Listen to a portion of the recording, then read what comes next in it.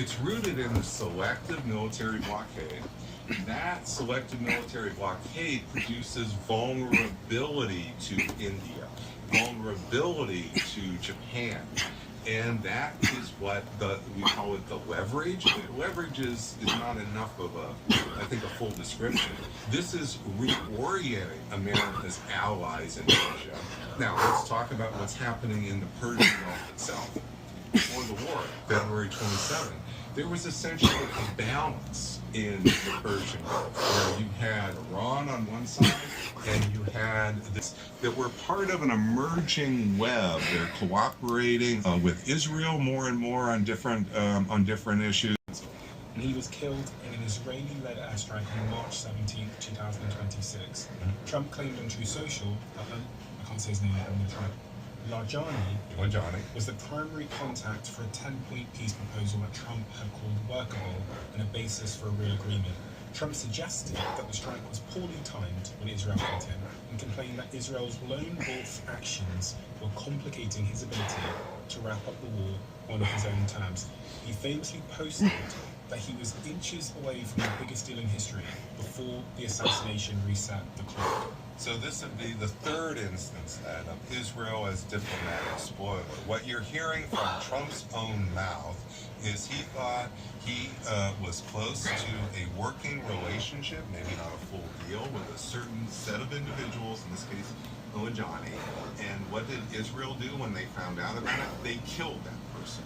And yes, I understand there's issues of intelligence, but most of us don't have a clearance. We can't talk about that. So let's talk about the actual public description that we've heard from Prime Minister Netanyahu over the last several years. The public description is that Iran is simply a paper tiger, that Israel has been dominating Iran, knocking out its air defenses, launching other.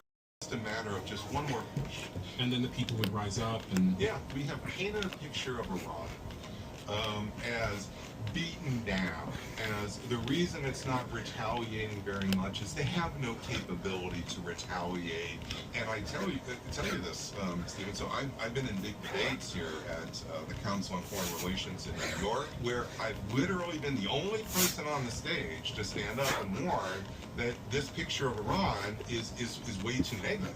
There was a widespread, I think, false assumption across the foreign policy community, no one willing to really stand up and challenge it very strongly, that Iran was basically collapsing on its own. This was always, in my view, underestimating the power of Iran. And you say, well, where did my view come from?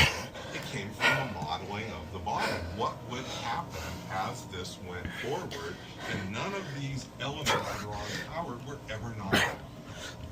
When I looked at the response to the last conversation, the audience had lots of different types of questions. So I'm going to try and represent some of the audience's questions to try and bring them into the conversation. One of them was about Israel's role in this, and I think it might actually link to what you just said about where we get our intelligence from that informs the decisions we make, because there are some people going to scout for that the intelligence is coming from Israel, and that therefore that it might not be as accurate as if it was coming from our own sources. I would say Israel has been playing the role of diplomatic spoiler.